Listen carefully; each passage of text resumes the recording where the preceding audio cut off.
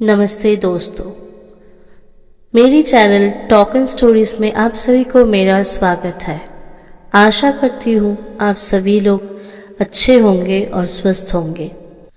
क्या आपने कभी ऐसा प्रेम देखा है जो जन्मों का हो, जहाँ तपस्या, त्याग और भक्ति बन जाए प्रेम का रूप? आज हम लेकर आए हैं एक ऐसी दिव्य प्रेम कथा जो केवल कहानी नहीं, एक आध्यात्मिक यात्रा है। भगवान शिव और माता पार्वती के अनोखे प्रेम की कहानी। तो शुरू करते हैं ये पवित्र प्रेम कथा। एक समय की बात है जब ब्रह्मा, विष्णु और महादेव तीनों त्रिदेव अपने अपने लोक में विश्राम कर रहे थे। तभी धरती पर एक असुर आया, तारकासुर। उसने तपस्या करके ब्रह्मा जी से वरदान ले लिया कि उसे केवल शिवजी का पुत्र ही मार सकता है। लेकिन तब तक शिवजी समाधि में थे और उनकी पत्नी सती अपनी जान दे चुकी थी। उनके दिल में प्रेम से ज्यादा वैराग्य था। पर यह कहानी यही से मोड़ लेती है। सती ने पुनर्जन्म लिया हिमालय राज के घर और उनके नाम हुआ पार्वती। पार्वती एक सामान्य कन्या नहीं थी, बल्कि वही सती का पुनर्जन्म थी।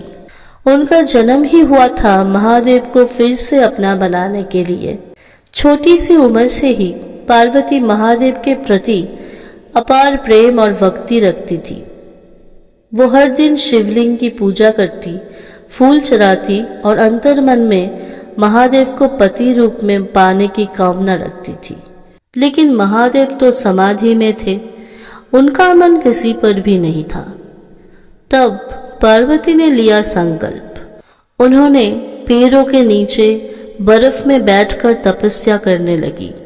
सालों तक उन्होंने भोजन नहीं किया, केवल पत्तों का रस पिया, फिर वो भी छोड़ दिया। ये था पार्वती का त्याग, उनका सच्चा प्रेम। उनकी तपस्या से पृथ्वी कांपने लगी। देवता भी चकित हो गए।